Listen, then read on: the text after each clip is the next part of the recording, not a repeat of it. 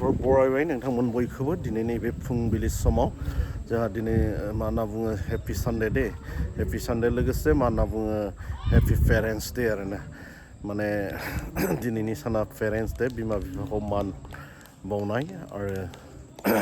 बिनिनो हाबाफारि जोंहा गलमा बेप्टिस्ट मण्डलियाव जागोन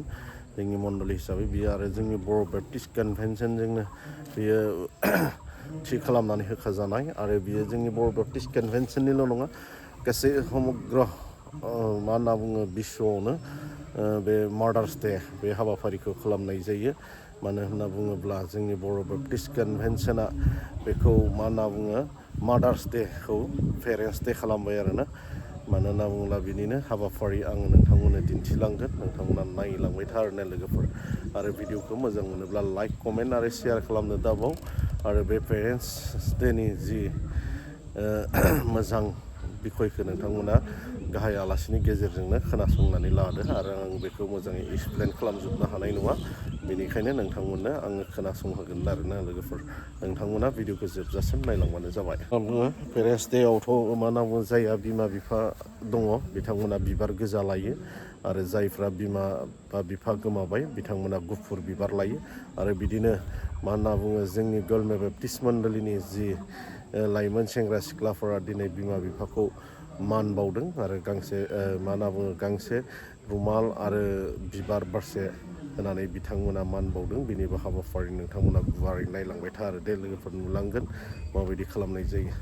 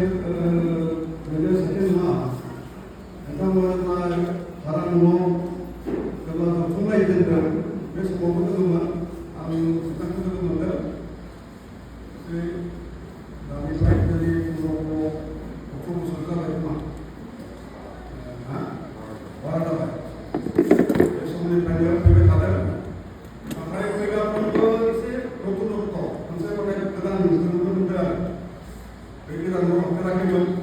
एबाराव हाबफैबाय गोदान गोदानाव बिथांमोना बानायबाय खोब खम समनि गेजेरावनो होननानै खोनादों 2 बोसोरनि गेजेरावनो बानायनाय बिमा बेबायदि खोनादों आरो बे मोनसे गोनांथार बाथ्रा सोरबा बुंबाय होनोङो बे पेरेन्टस डेआव नोंथांमोननि गेजेराव फैनानै नोंथांमोनजों लोगोसे इसोरखौ खुलुमनो मोननायजों लोगोसे इसोरनि बाथ्रा बुंनो खाबुखौ मोनदों जों गथायसो जानो मोनदों लोगोसे बेवबो नोंनि बोसोन जों खोनासंनो खाबुखौ मोनदों नोंनि बोसोनजों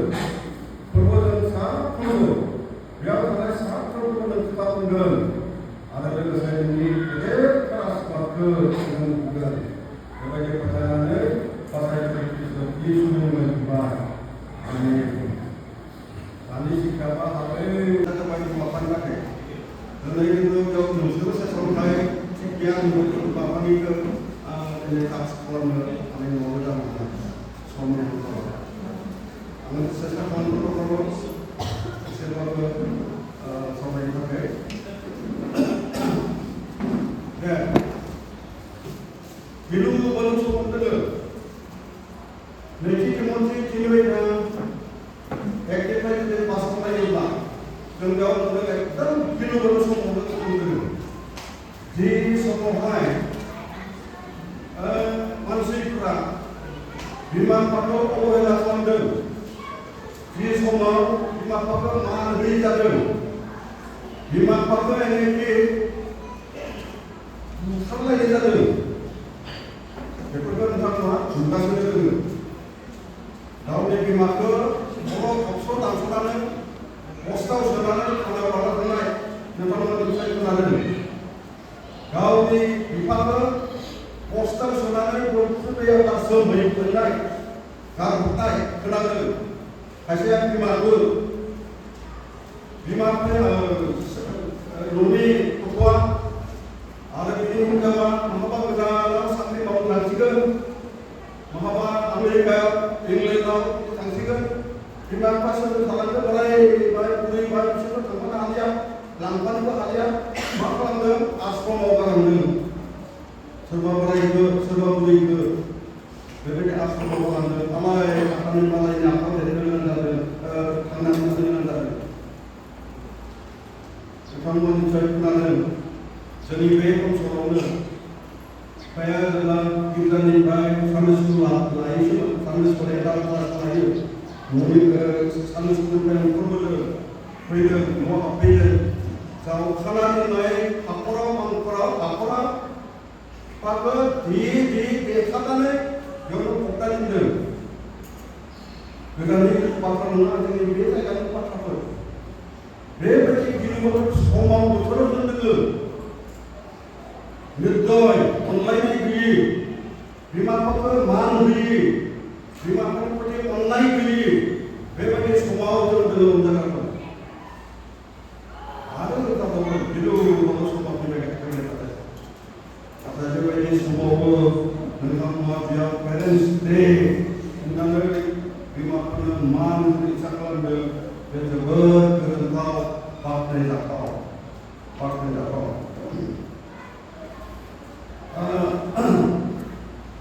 बे बिमा-बिफा बेहाय बिमा सिबिनाय जिथु सान बेखौ जागायजेनदोंमोन नोंथांमोना गासैबो मिथिगौ असमियावबा हान्ना होननानै बुंनांगोन इंराजियावबा आन्ना होननानै बुङो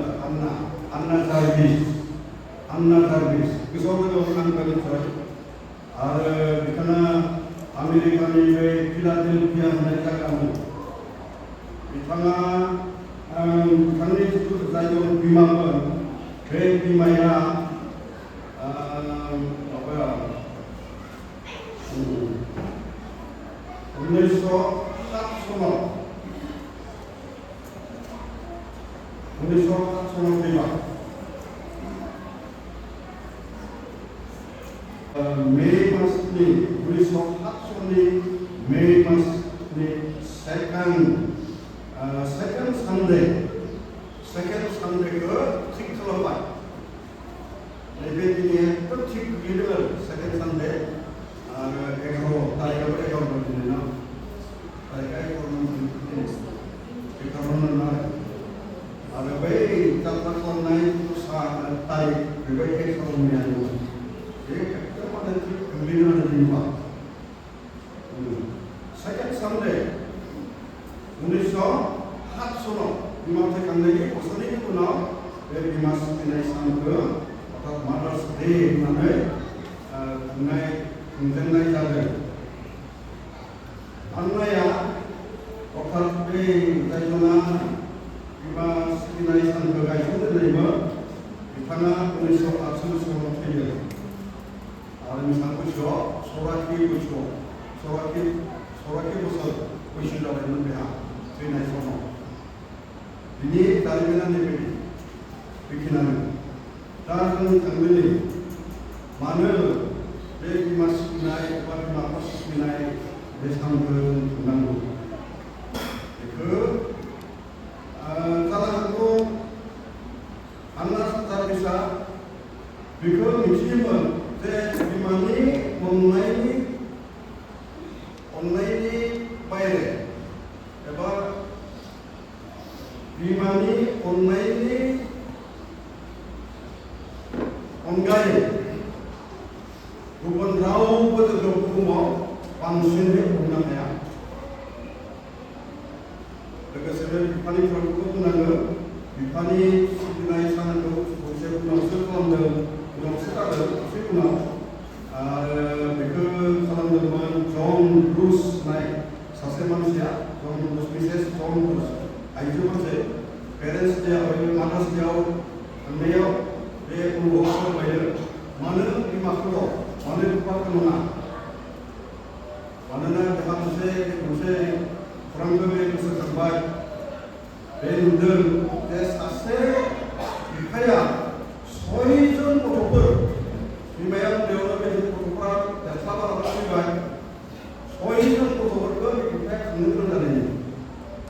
आरो बेखौ नुनानै बे सोमोनांदों आरो बे बिफाया हारसिंनो बे गथ'फोरखौ लानानै बिसोरखौ फेदेरदों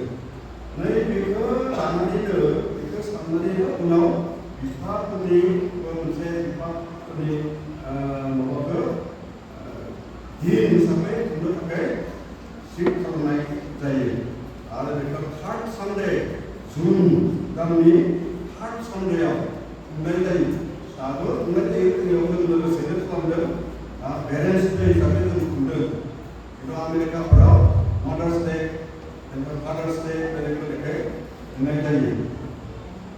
दा मानो खुंनो गोनां जाखो निस्सय आन्ना जार्भिसआ बेखौ मिथियोमोन जे बिमानि अनगायै बुहुमाव जोंखौ जुदि सोरबा अनसिननो हायोब्ला बिमाफ्रासो हायो सोरबा जुदि अनसिननो हायोब्ला जोंनि बिमा आरो बिफायासो हायो गुबुना रावबो जोंखौ बेबायदि अननो हाया बेखौबो निस्सय मिथिनायमोन जे जोंनि गथ'फोरा बिमाखौ बिमाया जोंनि अननायखौ बिमा बिफाया जोंनि अननायखौ जोंनि खुलुमनायखौ मोनथारनो गोनां आन्ना जार्भिसआ बेखौ मिथियोमोन जोंनि जिथु खुलुमनाय सिबिनाय बेखौ मोनथारनो गोनां जोंनि बिमा बिफाया पेरेन्टस डेनि पार्टि डे बेयो जाहानै माने जोंनि गलमा बेप्टिस्ट मण्डलिनि जि इयुथ डिपार्टमेन्ट बिथांमोना दिनै बिमा बिफाफोरखौ मान सनमान होनायजों लोगोसे जोंनो बिदि जानाय मुवाबो जगार खालामनानै होबाय आरो दाउदै बेनिफ्राय आरो नैबेयाव दङ जोंहा क्रिम बन गुदुं क्रिम बन नै बिदि दाउदै क्रिम बन आरो लोगोसे नैबेथिं साहा बिदि जोंनो जानाय मुवा जगार खालामना होबाय सेंग्रा सिख्ला लाइमोनफोरा बिमा गथ'फ्रा ओंखाम उखैबायमोनलै टाइमा 1ता जाबाय जोंहा नै बेनो गथ'फोरनो होग्रोनाय जाबाय जोङो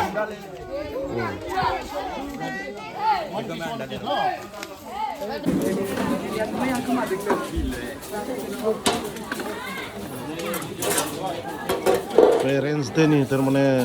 गलमा बेप्टिस्ट मण्डलिनि इयुथफोरा नैबिदि जानायनि जगार खालामना होदों आरो बिमा बिफाखौ मान बावनाय आरो सिबिनाय खुलुमनायजों लोगोसे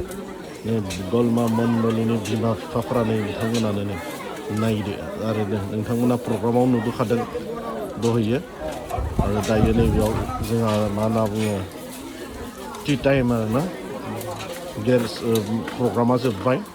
मेन प्रग्रामा बेनि उनाव आरो साहा लोंनानै गावबा गाव थांसिगोन आरो नै आदाया जानायाव मुखुबथार जोंहा गोथाव मा मोनजादों मानि बेलाय सोर जाहोदों इउथफोरा आदसा धन्यबाद थिग दङ आदा इउथफोरनिसिम धन्यबाद थाबाय आरो ना गलमा बेप्टिस्ट मण्डलिनि इउथफोरनिसिम जानाङो